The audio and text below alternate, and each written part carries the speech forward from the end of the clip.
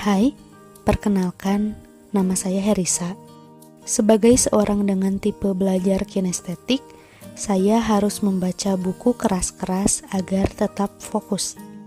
Saya putuskan untuk direkam agar sekalian membantu kamu yang ingin tahu isi dari berbagai buku namun tidak bisa membacanya karena berbagai hal. Konten ini tidak beriklan, dan jika ada pihak yang merasa dirugikan, tolong sampaikan supaya konten ini bisa di-take down. Terima kasih, selamat menikmati pengetahuan.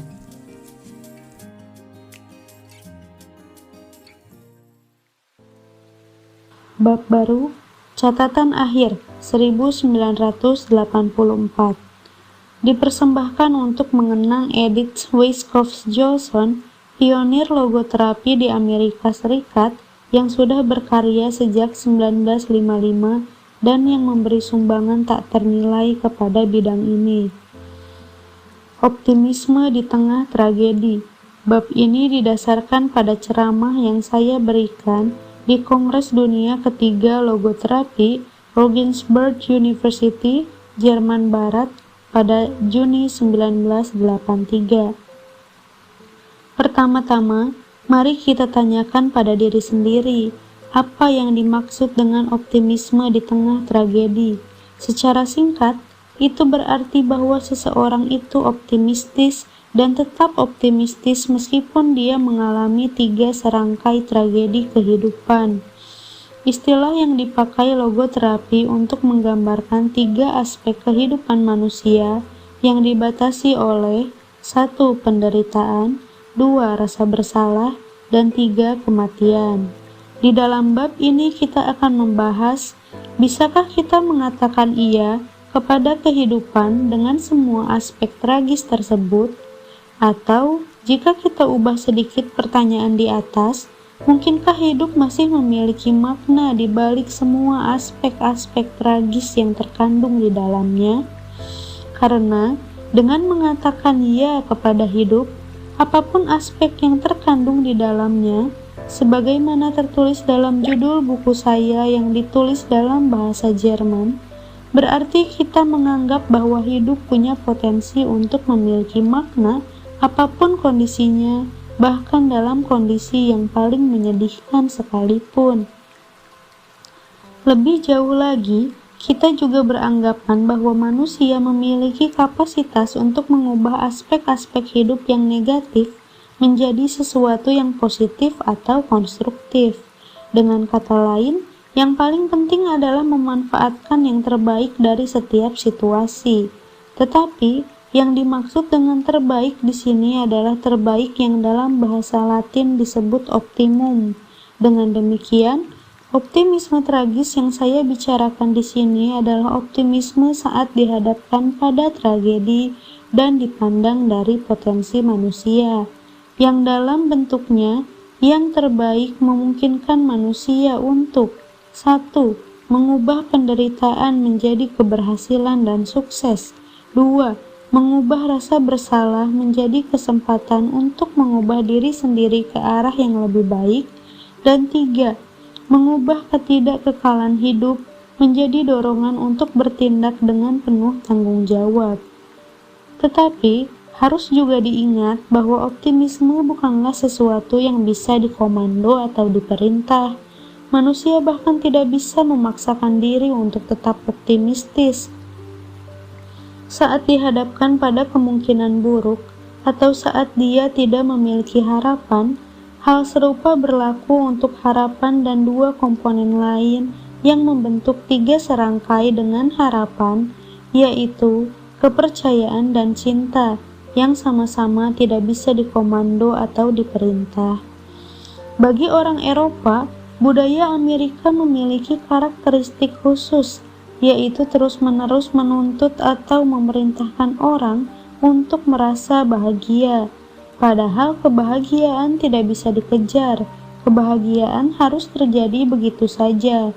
Orang harus punya alasan untuk merasa bahagia.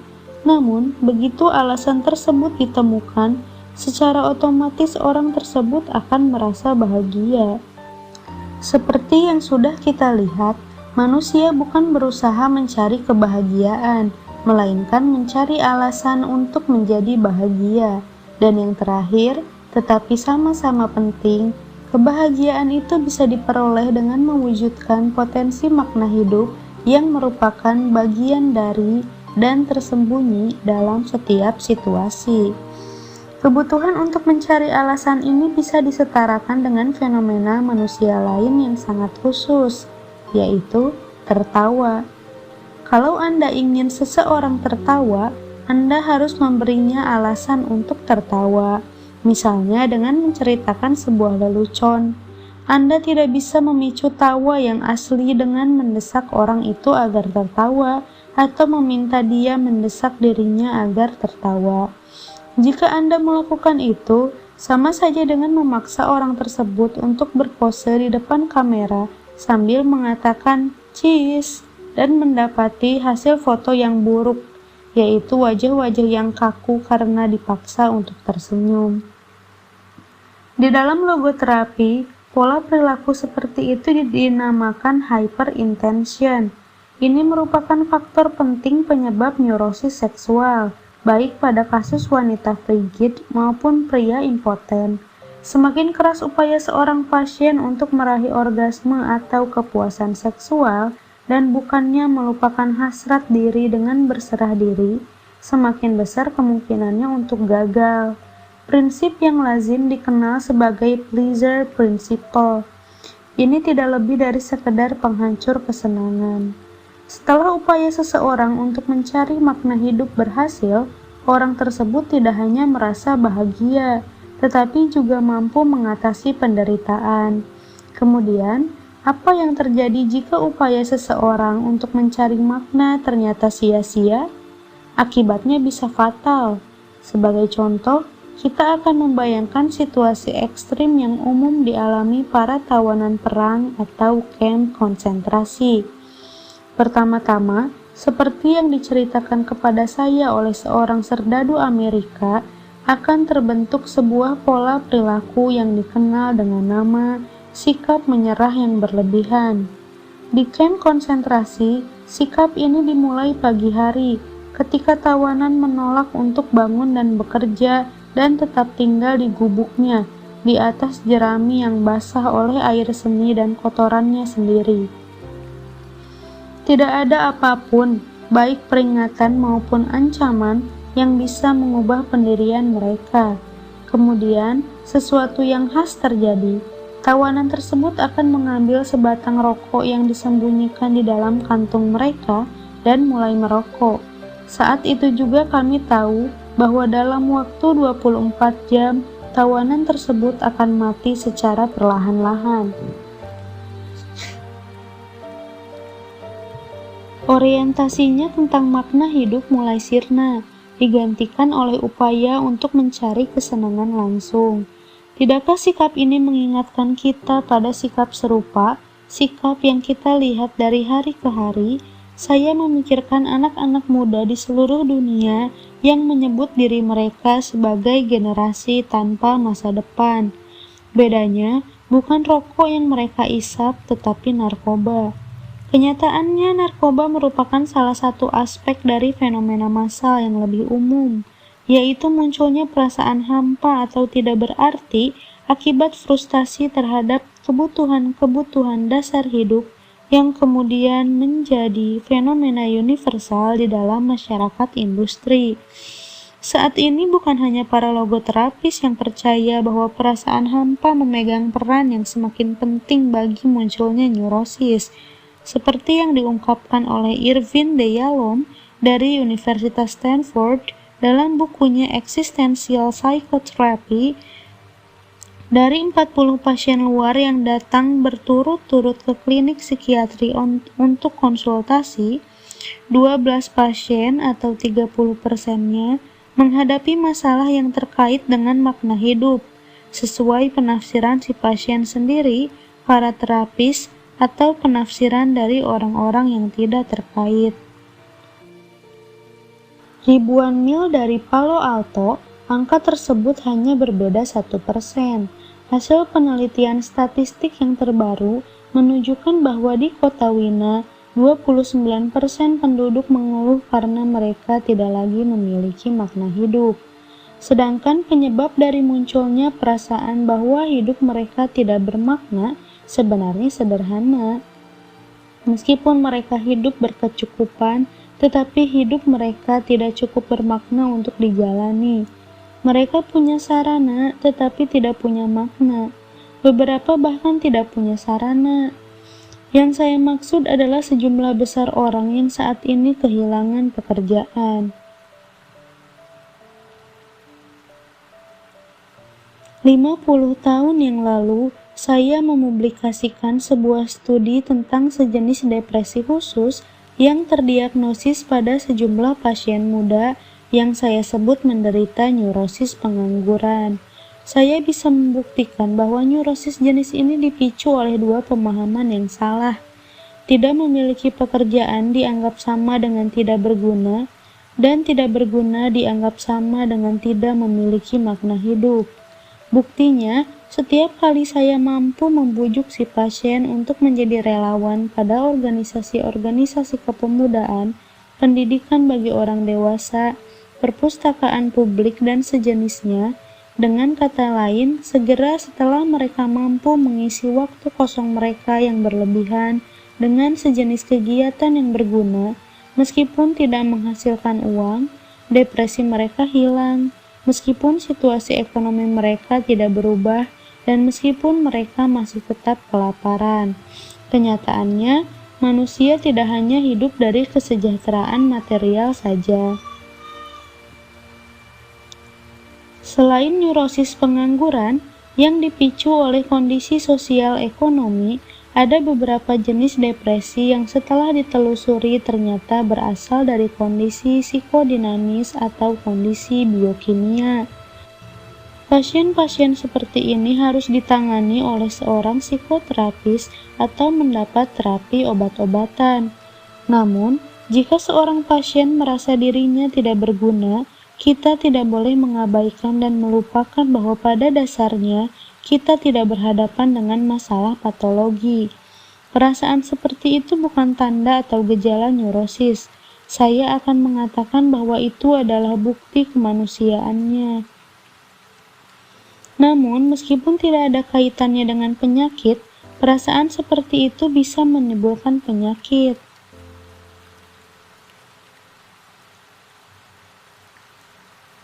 Dengan kata lain, perasaan seperti itu berpotensi menimbulkan reaksi patologis. Amati sindrom neurosis yang secara luas dirasakan oleh para generasi muda. Setumpuk bukti empiris menunjukkan bahwa 3 sisi sindrom ini, yaitu depresi, agresi, dan kecanduan, disebabkan oleh sesuatu yang dalam logoterapi lazim dikenal sebagai kehampaan eksistensial, perasaan hampa dan tidak bermakna. Tentu saja tidak setiap dan semua depresi disebabkan oleh kehampaan hidup, seperti juga kasus bunuh diri yang seringkali disebabkan oleh depresi, tidak selalu disebabkan oleh kehampaan hidup. Namun, meskipun tidak setiap dan semua kasus bunuh diri disebabkan oleh perasaan hampa, tetapi dorongan seseorang untuk mengakhiri hidupnya mungkin bisa dia atasi seandainya dia memahami bahwa ada makna dan tujuan yang layak diraih di dalam hidupnya. Karena itu, jika perubahan besar yang terkait dengan pencarian makna hidup memegang peran penting dalam upaya mencegah bunuh diri, bagaimana dengan campur tangan dalam kasus-kasus ketika resiko bunuh diri muncul? Ketika saya masih seorang dokter muda, saya pernah bekerja selama 4 tahun di sebuah rumah sakit terbesar di Austria dan mengepalai sebuah paviliun tempat pasien-pasien yang menderita depresi berat dirawat. Hampir semua pasien berada di sana setelah mereka mencoba bunuh diri. Saya pernah menghitung dan mendapati bahwa selama 4 tahun bekerja di tempat itu, saya telah memeriksa 12.000 pasien. Yang saya dapatkan di tempat itu merupakan pengalaman yang sangat berharga dan selalu saya manfaatkan setiap kali saya berhadapan dengan seseorang yang punya kecenderungan untuk bunuh diri. Saya menjelaskan kepada seseorang yang berusaha bunuh diri bahwa banyak pasien di rumah sakit tersebut mengakui berulang-ulang betapa bahagianya mereka karena upaya bunuh diri mereka gagal. Beberapa minggu, beberapa bulan, atau beberapa tahun kemudian, mereka berkata kepada saya bahwa ternyata ada jalan keluar dari permasalahan mereka, ada jawaban atas pertanyaan mereka, dan ada makna di dalam hidup mereka. Kemudian, saya melanjutkan, kalaupun akhir yang baik hanya terjadi dalam 1 dari 1000 kasus, siapa yang bisa menjamin bahwa kasus Anda, cepat atau lambat, tidak akan berakhir baik suatu hari nanti? Namun, pertama-tama Anda harus tetap hidup untuk melihat bahwa hari itu datang. Sehingga sejak saat ini tanggung jawab untuk tetap hidup tidak meninggalkan Anda. Untuk menjelaskan tentang sisi kedua dari sindrom neurotik yang bersifat massal, yaitu agresi, saya akan menceritakan eksperimen yang pernah dilakukan oleh Carolyn Wood Sherriff. Dengan sengaja, dia menumbuhkan sikap agresi pada beberapa kelompok pandu dan mengamati bagaimana sikap agresi mereka menghilang setelah anak-anak muda tersebut diarahkan untuk melakukan sebuah kegiatan bersama, yaitu mengeluarkan sebuah kereta yang terbenam di dalam lumpur. Kereta yang akan dipakai untuk mengangkut makanan ke perkemahan mereka. Dalam waktu singkat, mereka tidak hanya merasa tertantang, tetapi juga dipersatukan oleh sebuah tujuan yang harus mereka capai. Sedangkan sisi ketiga, yaitu kecanduan, mengingatkan saya pada sebuah penemuan yang dipresentasikan oleh Annemarie von Forsmeyer. Menurut catatannya, yang dibuktikan melalui uji coba dan statistik, 90% pecandu alkohol yang diteliti dilanda perasaan hampa yang sangat dalam. Penelitian serupa terhadap para pecandu obat-obatan yang dilakukan oleh Stanley Krippner menunjukkan 100% orang yang diteliti percaya bahwa segala sesuatu sepertinya tidak memiliki makna. Sekarang, mari kita membahas arti dari makna itu sendiri. Pertama-tama, saya ingin menjelaskan bahwa yang dimaksud dengan makna oleh logoterapi adalah makna yang terkandung dan tersembunyi dalam setiap situasi yang dihadapi seseorang sepanjang hidup mereka. Karena itu, saya tidak akan mengulas panjang lebar tentang makna hidup seseorang secara keseluruhan, meskipun saya tidak menyangkal bahwa makna jangka panjang seperti itu memang ada. Saya akan mengambil sebuah film sebagai analogi.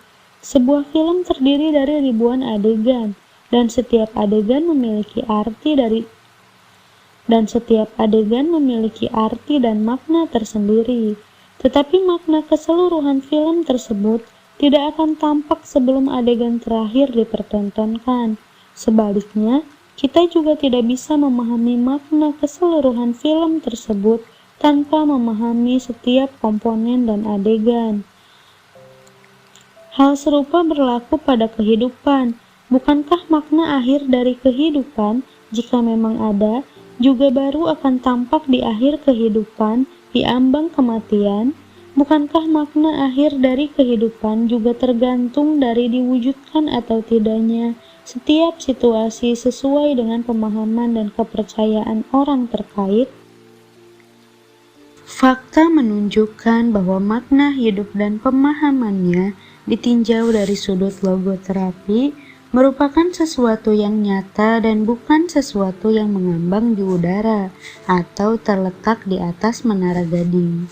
Secara singkat, arti dari makna hidup menurut saya adalah makna tersendiri dari sebuah situasi yang konkret, titik tengah di antara pengalaman AHA menurut konsep Karl Buchler dan konsep Gestalt. Sesuatu yang selaras dengan teori Max Wertheimer. Arti dari makna hidup dalam pandangan saya berbeda dengan makna hidup menurut konsep klasik Gestalt, yang percaya bahwa makna hidup adalah pemahaman mendadak tentang adanya sebuah sosok di atas sebuah latar.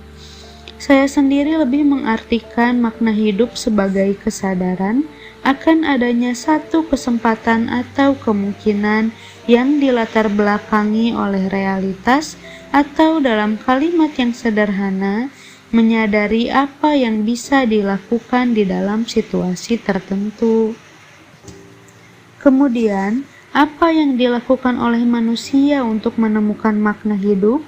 Seperti yang diucapkan Charlotte Buckley, yang bisa kita lakukan adalah mempelajari kehidupan manusia yang sudah menemukan jawaban atas pertanyaan-pertanyaan tentang makna hidup yang utama, lalu membandingkannya dengan mereka yang belum menemukan jawaban tersebut. Pendekatan yang bersifat biografis seperti itu bisa didukung oleh pendekatan biologis. Logoterapi menganggap kesadaran sebagai isyarat yang, jika diperlukan, akan menunjukkan arah yang harus ditempuh di dalam situasi kehidupan tertentu. Untuk melaksanakan tugas tersebut, pikiran sadar harus menerapkan sebuah tolak ukur yang sesuai dengan situasi terkait, dan situasi ini harus dievaluasi berdasarkan sejumlah kriteria dan sesuai dengan tingkatan-tingkatan nilai. Namun, nilai-nilai tersebut tidak dapat dipakai dan diterapkan oleh kita secara sadar karena mereka adalah diri kita saat ini. Mereka sudah terbentuk sepanjang evolusi spesies manusia. Mereka dibangun di atas masa lalu biologis kita dan tertanam pada kedalaman biologis kita.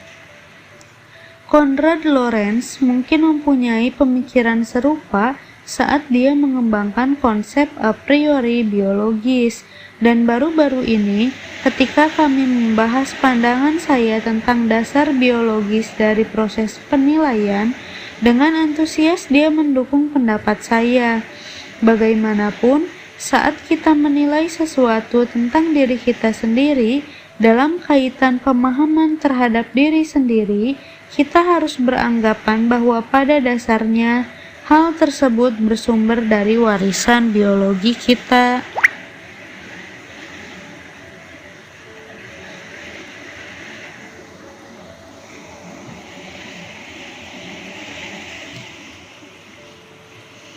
Logoterapi mengajarkan bahwa ada 3 jalan yang bisa ditempuh seseorang untuk menemukan makna hidupnya. Jalan pertama melalui karya atau tindakan. Jalan kedua melalui pengalaman atau dengan mengenal seseorang.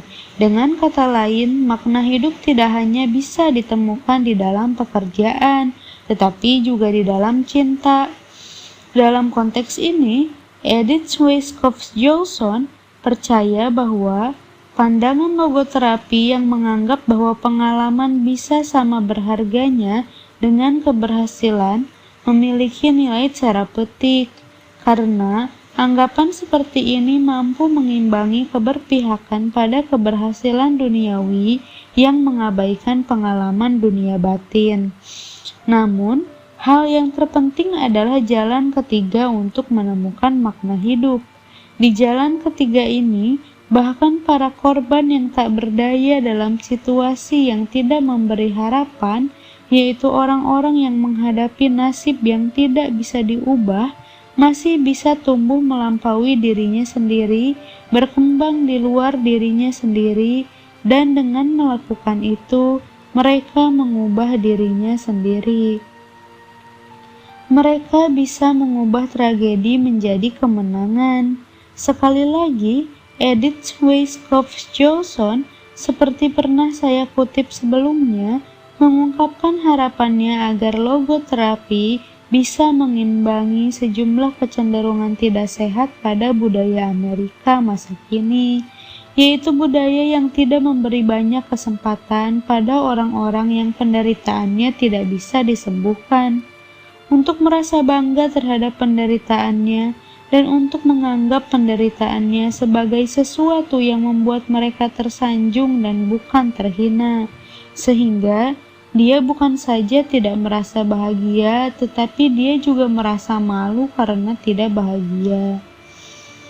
Selama 1/4 abad saya mengepalai Departemen Neurologi di sebuah rumah sakit umum dan menjadi saksi tentang adanya kemampuan pasien untuk mengubah kemalangan menjadi kesuksesan. Selain pengalaman praktis seperti itu, bukti empiris juga mendukung kemungkinan ditemukannya makna hidup di dalam penderitaan. Para peneliti dari Fakultas Kedokteran Universitas Yale merasa sangat terkesan oleh sejumlah tawanan perang Vietnam yang dengan tegas mengakui bahwa meskipun kondisi penahanan mereka benar-benar mengerikan, siksaan, penyakit, kekurangan gizi, dan kurungan yang terpisah, tetapi mereka tetap mampu menarik manfaat dari pengalaman tersebut, memandangnya sebagai pengalaman dan bagian dari proses perkembangan. Namun, pemikiran yang paling mendukung optimisme di tengah tragedi adalah pemikiran yang dalam bahasa Latin dikenal sebagai argumenta ad hominem. Jerry Long bisa menjadi contoh bukti hidup adanya kekuatan jiwa manusia untuk menentang, istilah yang dipakai oleh logoterapi. Cerita berikut dikutip dari majalah Texarkana Gazette. Jerry Long menderita kelumpuhan dari leher ke bawah atau disebut quadriplegic akibat kecelakaan saat menyelam 3 tahun yang lalu. Usianya baru 17 tahun ketika kecelakaan itu terjadi. Sekarang, Long bisa menggunakan tongkat mulut untuk mengetik. Dia menghadiri 2 kursus di sebuah sekolah kejuruan yang dilakukan melalui telepon khusus. Dengan bantuan intercom, Long bisa mendengarkan dan berpartisipasi dalam diskusi kelas. Dia juga mengisi waktunya dengan membaca, menonton, dan menulis. Di dalam sebuah surat yang dia kirimkan pada saya, dia menulis, "Saya memandang hidup saya penuh dengan makna dan tujuan. Sikap yang saya terapkan pada hari yang bersejarah tersebut telah menjadi paham hidup saya. Leher saya memang patah, tetapi itu tidak akan mematahkan hidup saya. Sekarang saya sedang mengikuti kursus psikologi saya yang pertama di sekolah. Saya percaya bahwa cacat jasmania saya akan meningkatkan kemampuan saya untuk menolong orang lain. Saya tahu bahwa tanpa penderitaan saya tidak akan mampu berkembang." Apakah itu berarti penderitaan tidak bisa dipisahkan dari upaya menemukan makna hidup? Tentu saja tidak. Saya hanya menegaskan bahwa makna hidup bisa ditemukan meskipun harus melalui penderitaan. Asalkan, seperti tertulis di dalam bagian 2 buku ini, penderitaan tersebut tidak terhindarkan. Jika penderitaan tersebut bisa dihindarkan, hal yang layak dilakukan adalah menghilangkan penyebabnya, karena penderitaan yang tidak perlu identik dengan menyakiti diri dan bukan sebuah tindak kepahlawanan.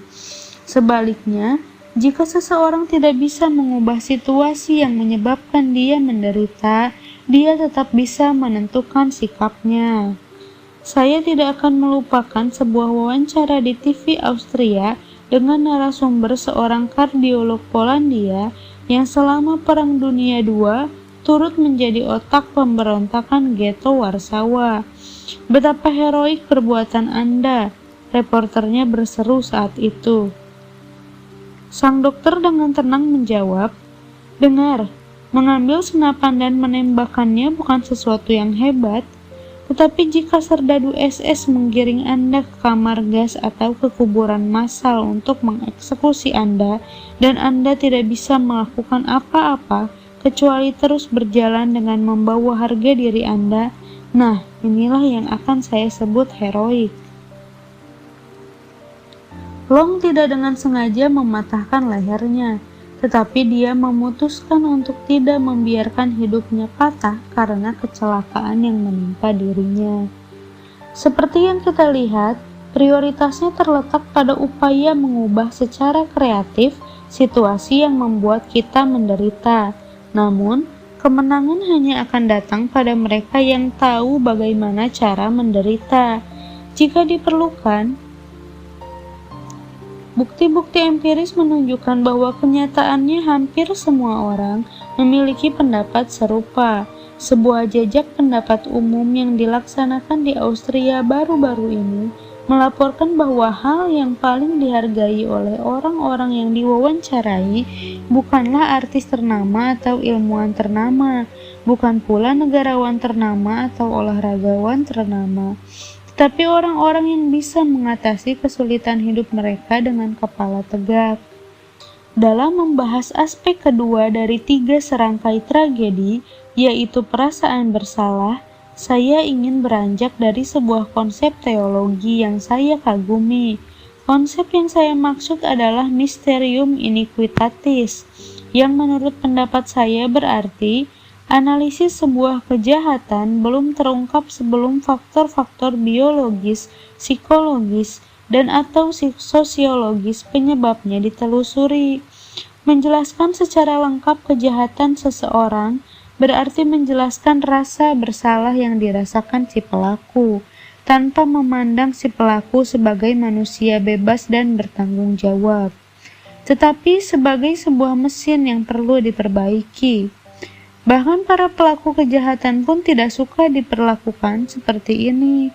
Mereka lebih suka dianggap bertanggung jawab atas tindakan-tindakan mereka.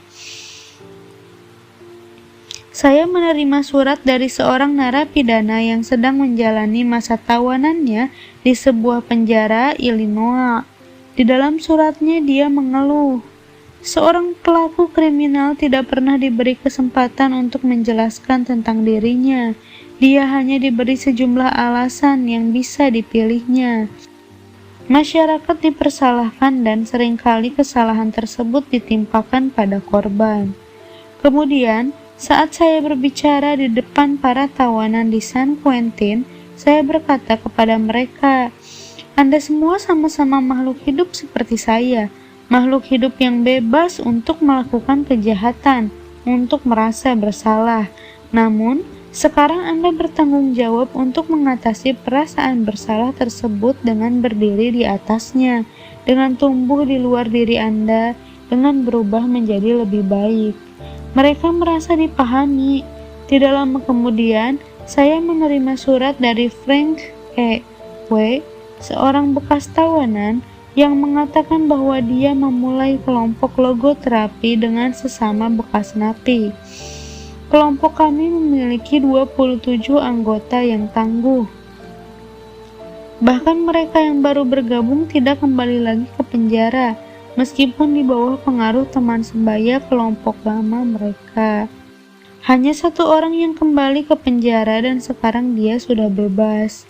Sedangkan tentang konsep rasa bersalah kolektif, saya pribadi merasa benar-benar tidak adil menuduh seseorang bertanggung jawab atas perbuatan satu orang lain atau sejumlah orang.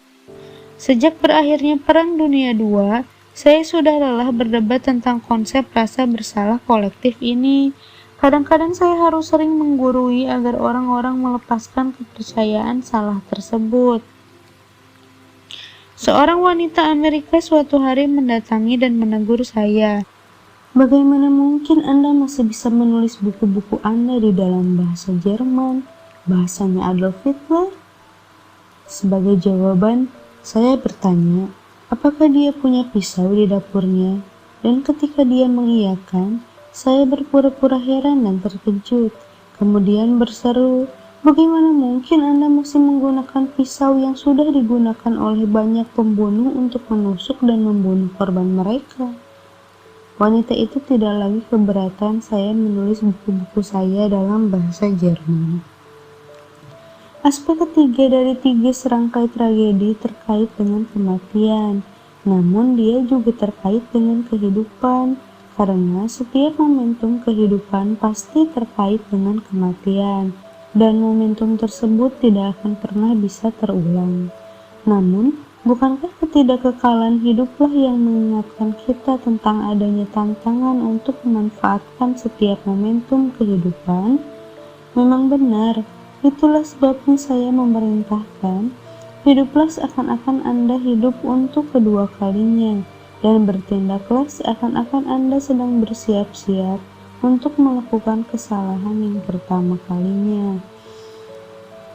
Nyatanya, kesempatan untuk bertindak secara layak, berbagai potensi untuk meraih suatu makna, dipengaruhi oleh tidak bisa diulangnya kehidupan kita. Begitu kita menggunakan suatu kesempatan dan mewujudkan sebuah potensi makna, maka kita melakukannya hanya sekali itu untuk selamanya. Kita menyelamatkannya ke masa lalu, ke tempatnya dikirimkan dan disimpan dengan aman. Di masa lalu, tidak ada sesuatu yang benar-benar hilang. Sebaliknya, segala sesuatu akan selalu tersimpan dan dihargai. Yang pasti, orang cenderung hanya melihat ladang jerami yang tidak kekal, tetapi mengabaikan lumbung-lumbung masa lalu yang penuh, tempat mereka menyimpan hasil panen kehidupan mereka. Tindakan-tindakan nyata cinta yang mereka persembahkan, dan terakhir, tetapi tidak kalah penting, semua penderitaan yang mereka jalani dengan penuh keberanian dan martabat. Dari sudut pandang ini, orang bisa melihat bahwa tidak ada alasan untuk mengasihani orang-orang tua. Sebaliknya, orang mudalah yang harus iri pada mereka. Memang benar bahwa orang-orang tua tidak punya lagi kesempatan, tidak punya kemungkinan di masa depan, namun mereka memiliki lebih banyak dari itu. Meskipun tidak memiliki kemungkinan di masa depan, mereka memiliki kenyataan di masa lampau, potensi-potensi yang sudah mereka wujudkan, makna hidup yang sudah mereka raih, nilai-nilai yang sudah mereka wujudkan, dan tidak ada sesuatu, tidak ada seorang pun yang bisa menghilangkan aset-aset masa lalu tersebut. Dalam hal adanya kemungkinan untuk menemukan makna hidup di dalam penderitaan, makna hidup merupakan sesuatu yang tidak bersyarat, setidaknya secara potensial. Namun, makna hidup yang tidak bersyarat tersebut sejalan dengan nilai-nilai dari setiap dan semua orang yang juga tidak bersyarat. Itulah yang menjamin adanya martabat manusia yang tidak bisa dihapuskan, karena hidup tetap berpotensi untuk memiliki makna dalam kondisi apapun, bahkan dalam kondisi yang paling menyedihkan. Maka nilai-nilai yang dianut oleh seseorang dan oleh semua orang akan tetap melekat bersamanya dan tetap bersamanya karena dia didasarkan pada nilai-nilai yang dia sadari di masa lampau dan tidak tergantung dari kebergunaan atau ketidakbergunaan orang tersebut saat ini. Secara lebih khusus, kegunaan ini biasanya didefinisikan dalam fungsinya untuk kepentingan masyarakat. Namun, masyarakat saat ini terlalu berorientasi pada hasil, dan akibatnya masyarakat hanya memuja orang-orang yang sukses dan bahagia, dan terutama memuja orang-orang muda. Dengan mengabaikan semua yang tidak termasuk kategori tersebut, masyarakat mengaburkan perbedaan penting antara bernilai ditinjau dari sudut martabat dengan bernilai ditinjau dari sudut kegunaan. Jika ada orang yang tidak menyadari perbedaan ini dan tetap percaya bahwa nilai seseorang hanya tergantung dari kegunaannya saat ini, maka orang tersebut tidak bersikap konsekuen karena tidak memohon euthanasia, salah satu program Hitler yang berarti membunuh karena belas kasihan. Semua orang yang telah kehilangan kegunaan sosial mereka, baik karena usia tua, penyakit yang tak tersembuhkan, kerusakan mental, atau kelainan fisik lain yang mereka derita. Merancukan martabat manusia dengan kegunaan semata muncul dari kurangnya pemahaman yang bisa ditelusuri dan berasal dari konsep nihilisme kontemporer yang disebarluaskan di banyak kampus akademis dan tulisan analitis. Bahkan dalam persiapan analisis pelatihan, indoktrinasi seperti ini bisa terjadi. Nihilisme tidak sama dengan kekosongan, melainkan percaya bahwa segala sesuatu tidak memiliki makna. George A. Sargent benar saat dia memperkenalkan konsep ketiadaan makna yang dipelajari. Dia sendiri mengacu kepada seorang terapis yang berkata, "George, Anda harus menyadari bahwa dunia ini hanya sebuah lelucon. Tidak ada keadilan, semua acak. Hanya jika Anda sudah menyadari ini, baru Anda mengerti betapa tololnya bersikap sungguh-sungguh. Tidak ada tujuan agung di jagat raya ini. Hanya itu, keputusan yang Anda buat hari ini tentang bagaimana cara bertindak sama sekali tidak punya arti khusus." Orang tidak boleh menggeneralisasi kritik seperti itu.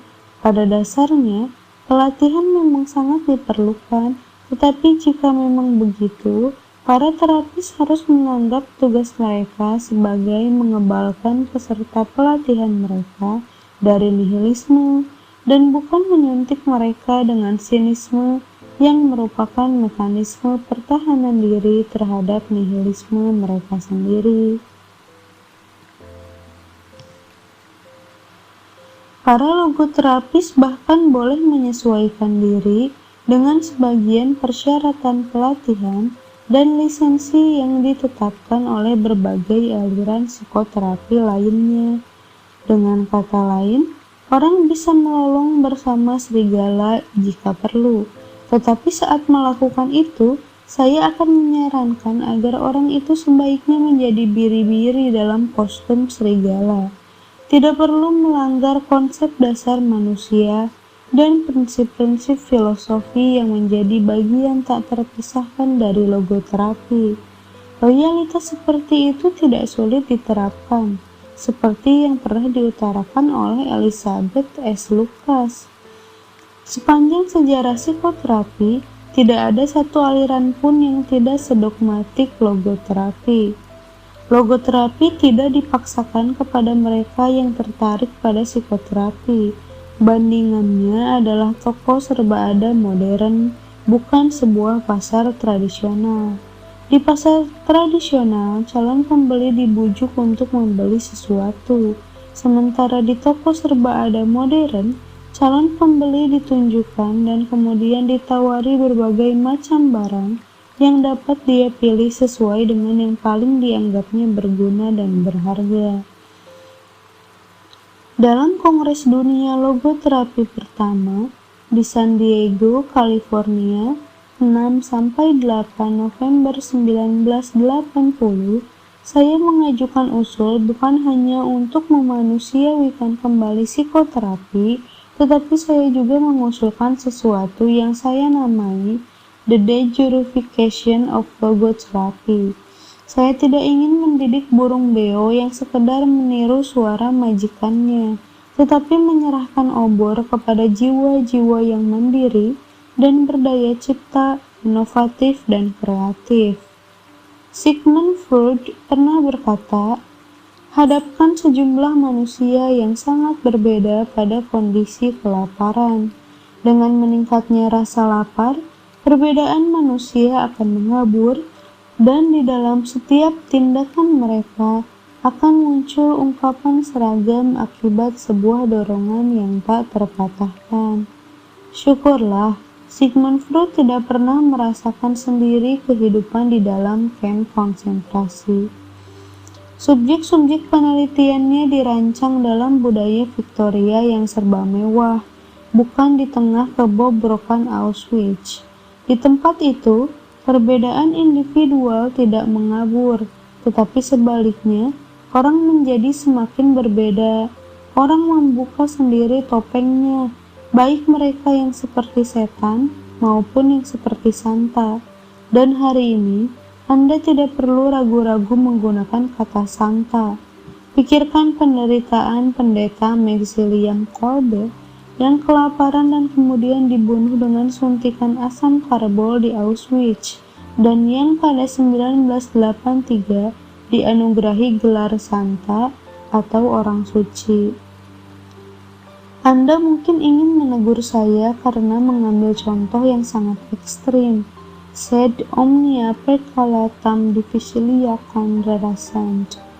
Sesuatu yang hebat sangat sulit diwujudkan dan sangat sulit ditemukan adalah kalimat terakhir dari Etika Spinoza.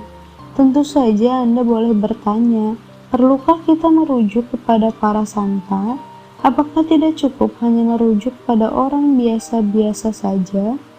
Benar bahwa mereka merupakan kelompok minoritas. Lebih jauh lagi, mereka akan tetap menjadi kelompok minoritas. Namun, disitulah saya melihat adanya tantangan untuk bergabung dengan kelompok minoritas, karena dunia berada dalam kondisi buruk, tetapi semua akan menjadi lebih buruk, kecuali jika masing-masing dari kita melakukan yang terbaik. Jadi, marilah kita waspada dalam dua pengertian. 1. Sejak Auschwitz, kita tahu apa yang mampu dilakukan oleh manusia. 2. Dan sejak Hiroshima, kita tahu apa yang dipertaruhkan. Penutup. Tanggal 27 Januari 2006 bertepatan dengan peringatan 61 tahun pembebasan kamp kematian Auschwitz yang menewaskan 1,5 juta orang. Untuk pertama kalinya dunia menjadi saksi atas peringatan Hari Holocaust Internasional. Beberapa bulan kemudian diperingati pula 1 tahun kelahiran salah satu tulisan paling menonjol dari masa mengerikan itu.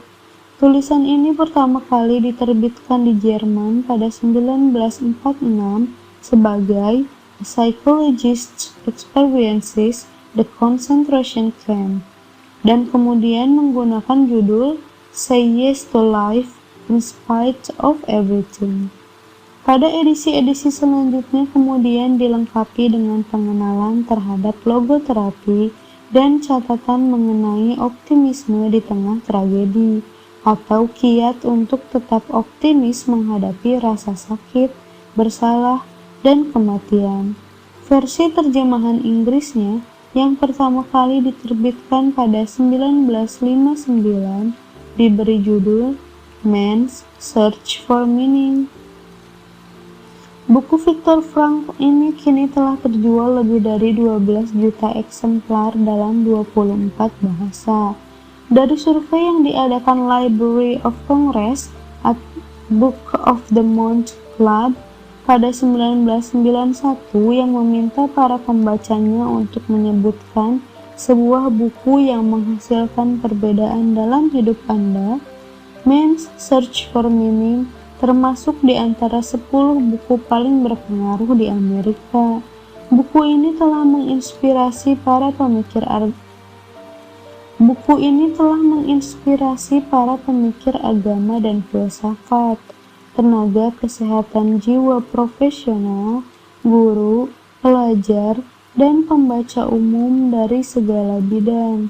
Juga secara rutin dijadikan tugas bacaan untuk para mahasiswa dan pelajar sekolah menengah yang menekuni psikologi, filsafat, sejarah, sastra, studi Holocaust, agama, dan teologi.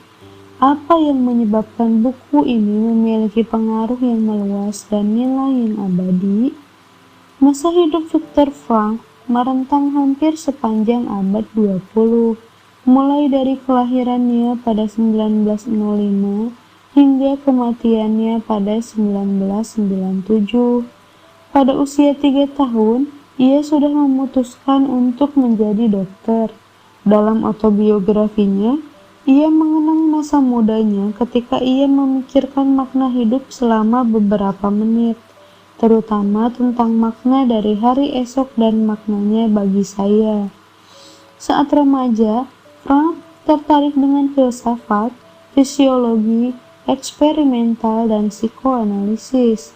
Untuk melengkapi mata pelajaran di sekolah menengah atas, ia mengikuti kelas pendidikan orang dewasa dan mulai berkorespondensi dengan Sigmund Freud. Dari korespondensi tersebut, Freud terdorong untuk menyerahkan naskah Frankl ke International Journal of Psychoanalysis.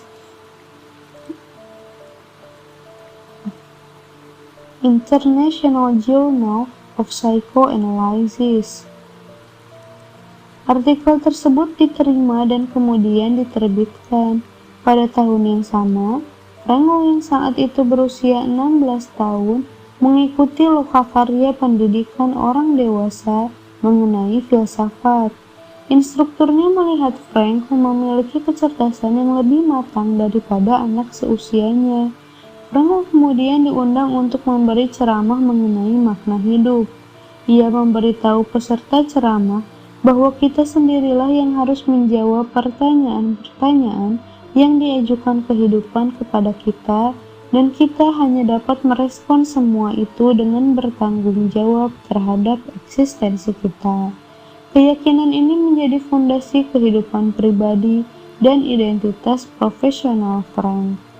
Dipengaruhi oleh ide-ide Freud, saat masih di bangku sekolah menengah atas, Frank telah memutuskan untuk menjadi psikolog. Inspirasi itu juga datang dari rekannya sesama siswa yang mengatakan ia punya bakat untuk membantu orang lain. Frank mulai menyadari bahwa ia tidak hanya punya bakat untuk mendiagnosis masalah psikologis, tetapi juga untuk menemukan apa saja yang memotivasi seseorang. Pekerjaan konseling pertama Frank sepenuhnya milik pribadi. Ia mendirikan program konseling pribadi untuk anak muda yang pertama di Wina dan menangani anak-anak muda bermasalah. Mulai 1930 hingga 1937, ia bekerja sebagai psikiater di University Clinic, Wina, dan menangani pasien-pasien yang beresiko bunuh diri. Ia berupaya membantu para pasiennya menemukan cara untuk membuat hidup mereka lebih bermakna, bahkan di tengah kondisi depresi maupun penyakit kejiwaan. Pada 1939, ia menjadi kepala Departemen Neurologi di Rothschild Hospital, satu-satunya rumah sakit Yahudi di Wina. Pada tahun-tahun awal perang, pekerjaan Frank di Rothschild memberi perlindungan dalam tingkat tertentu dari ancaman deportasi kepada dirinya sekeluarga. Namun saat rumah sakit itu ditutup oleh pemerintahan sosialis nasional, Frank menyadari bahwa mereka beresiko untuk dikirim ke kamp konsentrasi. Pada 1942, Konsulat Amerika di Wina menginformasikan bahwa ia berhak mendapat visa imigrasi Amerika Serikat. Meskipun keluar dari Austria akan memungkinkan dirinya untuk merampungkan bukunya tentang logoterapi, ia memutuskan untuk tidak menggunakan hak visanya. Ia merasa harus tetap di Wina demi orang tuanya yang sudah berusia lanjut. Pada September 42, Frank dan keluarganya ditahan dan dideportasi. Frank menghabiskan 3 tahun berikutnya di 4 kamp konsentrasi yang berbeda: Theresienstadt, Auschwitz-Birkenau, Kaufering, dan Turkheim, bagian dari kompleks Dachau. Penting untuk ditekankan bahwa penahanan Frank bukan satu-satunya pendorong bagi terciptanya Men's Search for Meaning. Sebelum dideportasi, ia telah mulai merumuskan argumen bahwa pencarian makna merupakan kunci bagi kesehatan mental dan perkembangan manusia. Sebagai tawanan, ia tiba-tiba dipaksa untuk menilai apakah hidupnya sendiri masih memiliki makna. Ia bisa bertahan hidup berkat gabungan dari kemauannya untuk hidup, insting untuk membela diri, kesusilaan, dan ketajaman pikiran. Tentu saja, semua itu juga bergantung pada keberuntungan, seperti dalam hal tempat ia kebetulan di penjara, tindakan para penjaga penjara, dan keputusan spontan dalam menentukan di mana harus berbaris dan siapa yang harus dipercaya. Namun demikian, ada lebih banyak hal lagi yang dibutuhkan untuk mengatasi tekanan dan degradasi dari kamp-kamp tersebut. Frank terus-menerus memanfaatkan kemampuan manusia yang unik, seperti optimisme bawaan lahir, selera humor, sifat antisosial, momen kesendirian, kebebasan batin, dan tekad yang kuat untuk tidak menyerah atau melakukan bunuh diri. Ia menyadari bahwa ia harus mencoba hidup demi masa depan, dan ia mendapatkan kekuatan dari kecintaannya pada istrinya dan hasrat mendalamnya untuk menyelesaikan bukunya tentang logoterapi. Ia juga menemukan makna dalam sekilas keindahan alam dan seni. Yang terpenting, ia menyadari bahwa tak peduli apapun yang terjadi, ia mempertahankan kebebasan untuk memilih bagaimana cara merespon penderitaannya. Ia melihat hal ini bukan hanya sekedar sebuah pilihan, melainkan juga sebagai tanggung jawab dirinya dan setiap orang untuk memilih cara menanggung bebannya sendiri. Kadang Frank melontarkan ide inspiratif, seperti ketika ia menjelaskan bagaimana pasien-pasien yang sekarat dan lumpuh berdamai dengan takdir mereka. Idenya yang lain lebih ke aspiratif, seperti ketika ia menekankan bahwa seseorang menemukan makna hidup dengan cara berusaha dan berjuang demi mencapai tujuan yang bermanfaat, sesuatu yang merupakan pilihannya sendiri secara sukarela. Ia menceritakan bagaimana kefrustasian eksistensial memicu dan memotivasi seorang diplomat yang sedang tidak bahagia untuk mencari karir baru yang lebih memuaskan. Namun, Frank juga memanfaatkan moral untuk menekankan perbedaan antara yang sudah terjadi dengan yang seharusnya terjadi, dan gagasan bahwa manusia bertanggung jawab dan harus mengaktualisasikan makna potensial dari hidupnya. Ia menganggap kebebasan dan tanggung jawab sebagai dua sisi mata uang. Saat ia berbicara kepada audiensi Amerika, Frank kerap mengatakan, "Saya merekomendasikan agar patung Liberty di pesisir timur dilengkapi dengan patung Responsibility di pesisir barat. Untuk mencapai makna hidup pribadi, menurut dia, seseorang harus keluar dari kesenangan subjektif dengan melakukan sesuatu yang mengarah dan diarahkan pada sesuatu atau seseorang selain dirinya. Dengan membenci dirinya, kesempatan untuk melayani atau orang lain untuk dicintai. Dengan memberi dirinya kesempatan untuk melayani sesuatu atau orang lain untuk dicintai. Frank sendiri memilih untuk memfokuskan pada orang tuanya dengan tetap tinggal di Wina, padahal ia seharusnya dapat hidup dengan aman di Amerika. Saat ia berada di kamp konsentrasi yang sama dengan ayahnya, Frank berhasil memperoleh morfin untuk meringankan rasa sakit ayahnya dan tetap berada di sisinya pada hari-hari terakhir hidupnya. Bahkan ketika dihadapkan pada kehilangan dan kesedihan, optimisme Frank serta penegasan terus-menerus dan semangatnya tentang kehidupan mendorongnya untuk menganggap bahwa harapan dan energi positif dapat mengubah tantangan menjadi kemenangan. Dalam Man's Search for Meaning, ia buru-buru menambahkan bahwa penderitaan itu bukan hal yang perlu untuk dapat menemukan makna, tetapi bahwa pencarian makna itu memungkinkan meski di tengah penderitaan. Memang, lanjutnya, penderitaan yang tidak perlu lebih merupakan aksi masokistik daripada heroik.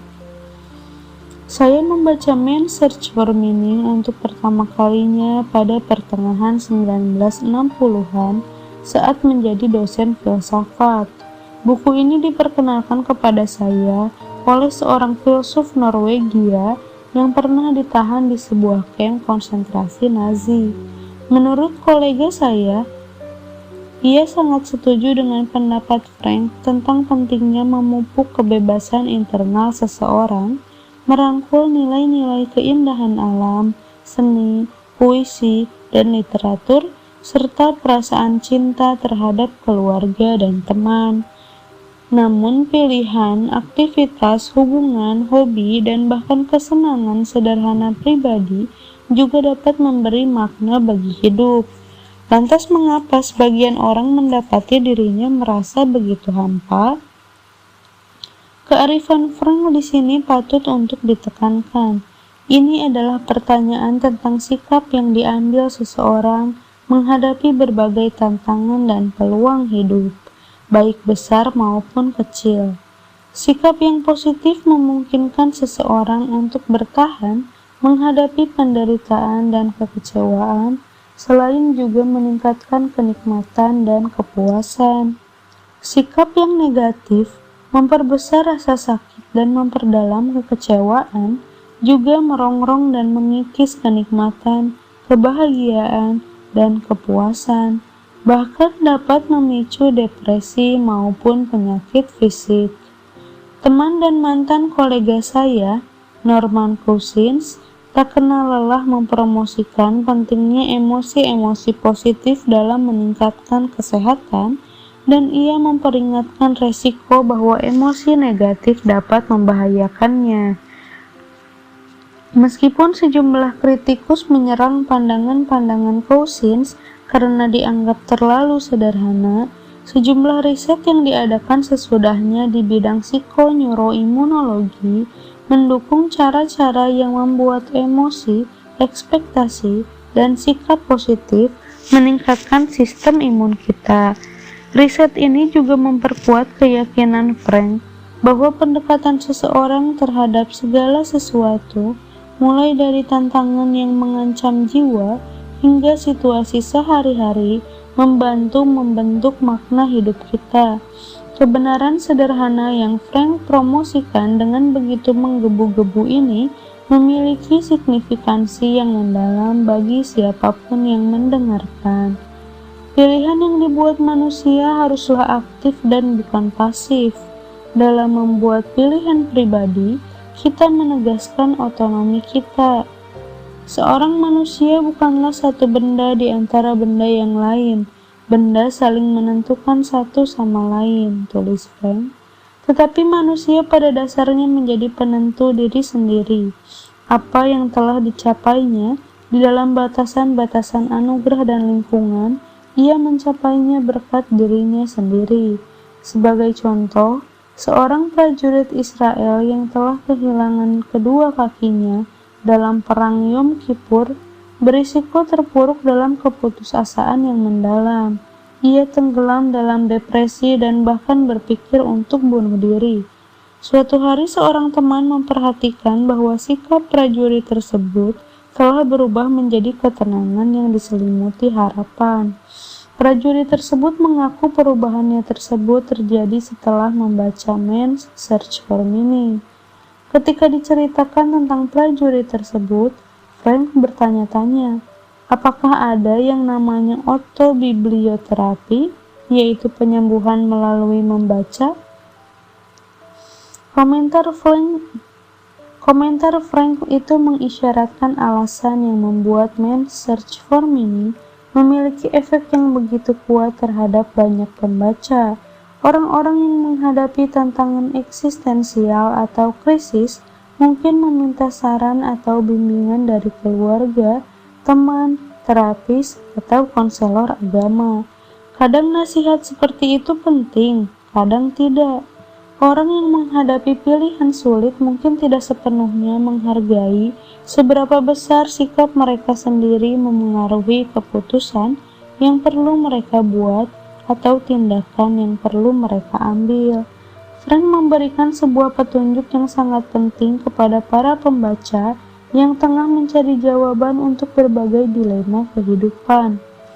Ia tidak memberitahu orang apa yang harus dilakukan, melainkan mengapa mereka harus melakukannya.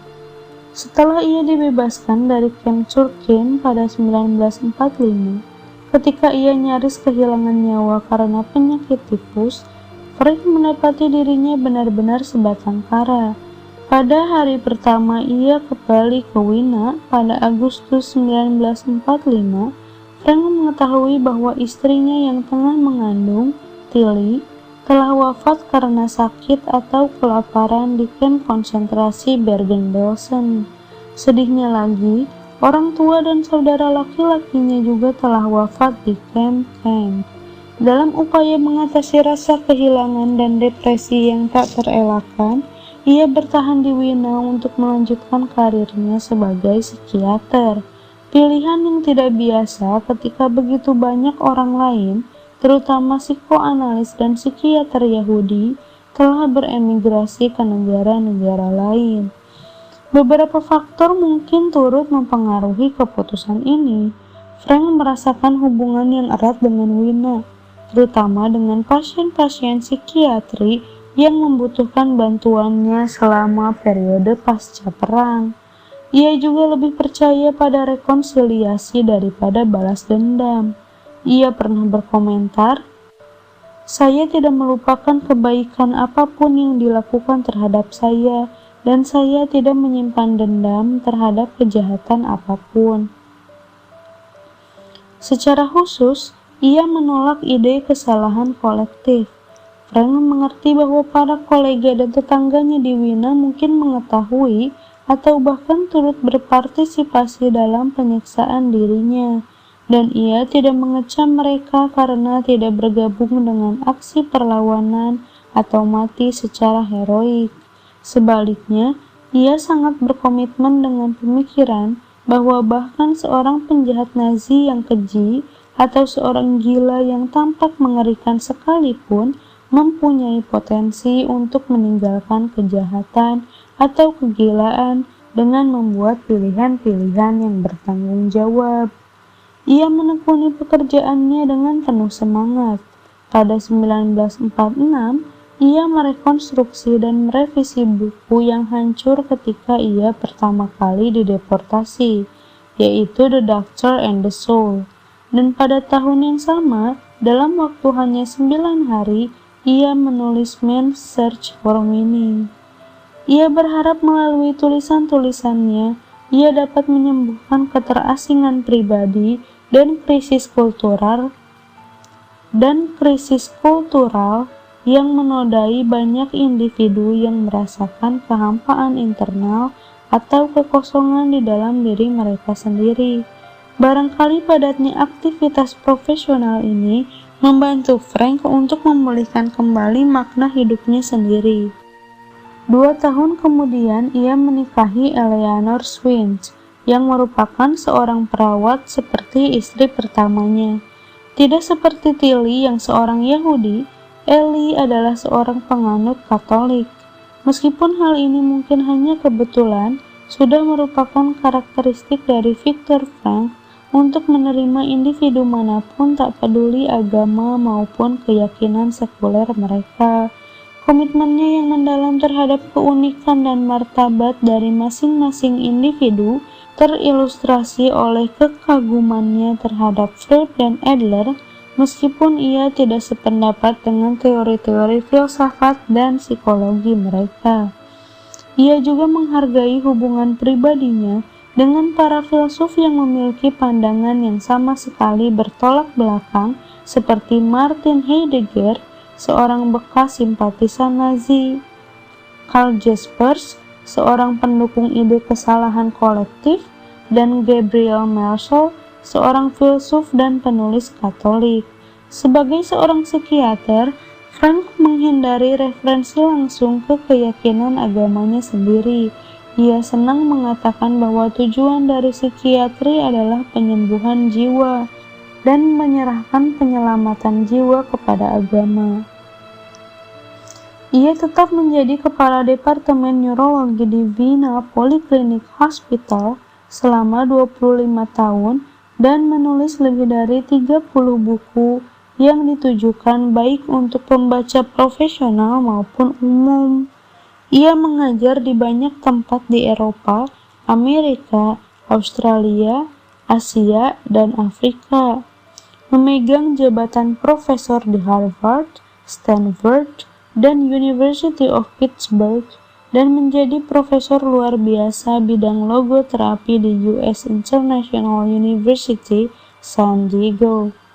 Ia bertemu dengan banyak politisi, pemimpin dunia seperti Paus Paulus VI, filsuf, pelajar, guru, dan berbagai individu yang telah membaca dan terinspirasi oleh buku-bukunya. Bahkan dalam usia 90-an, Frank terus terlibat dialog dengan banyak orang dari seluruh dunia dan merespon secara pribadi ratusan surat yang diterimanya setiap pekan. Sebanyak 29 universitas menganugerahkan kepadanya gelar dan American Psychiatric Association menganugerahkannya Oscar Pfister Award.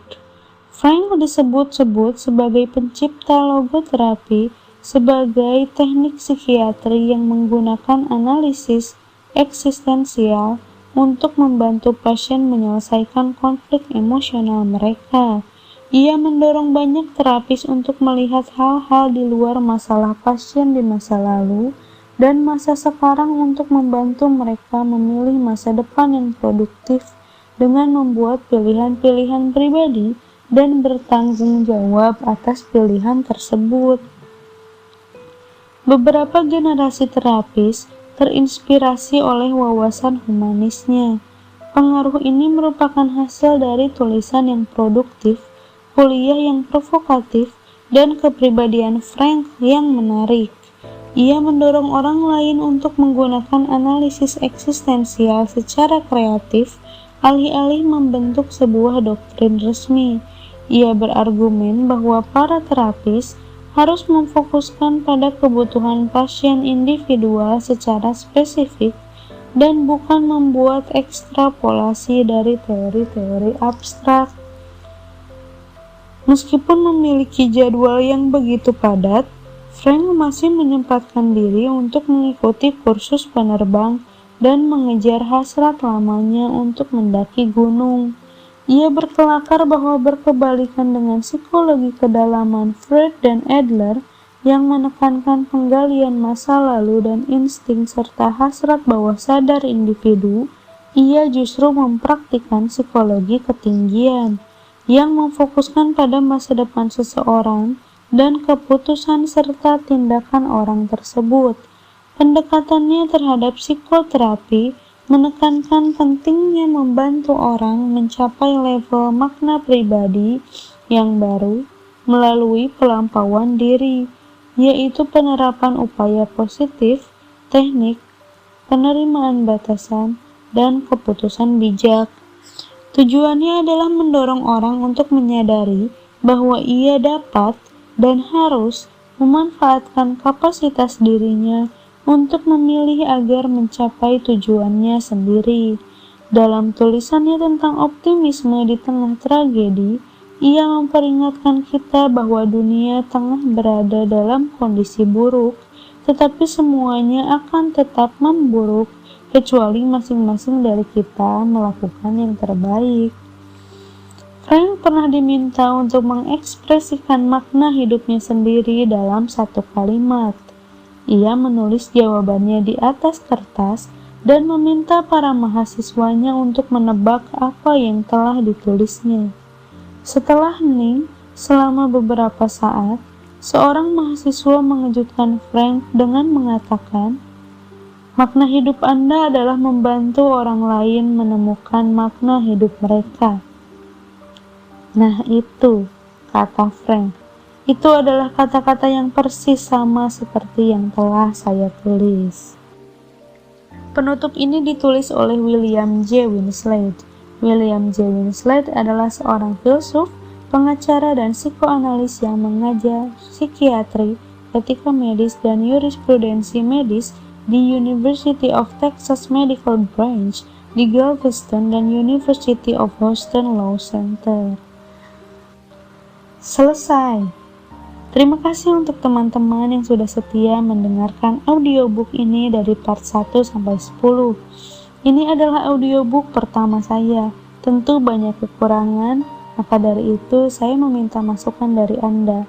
Mudah-mudahan apa yang saya perbuat ini bisa membantu Anda, bahkan jika hanya sedikit. Terima kasih, tunggu audiobook saya yang lainnya.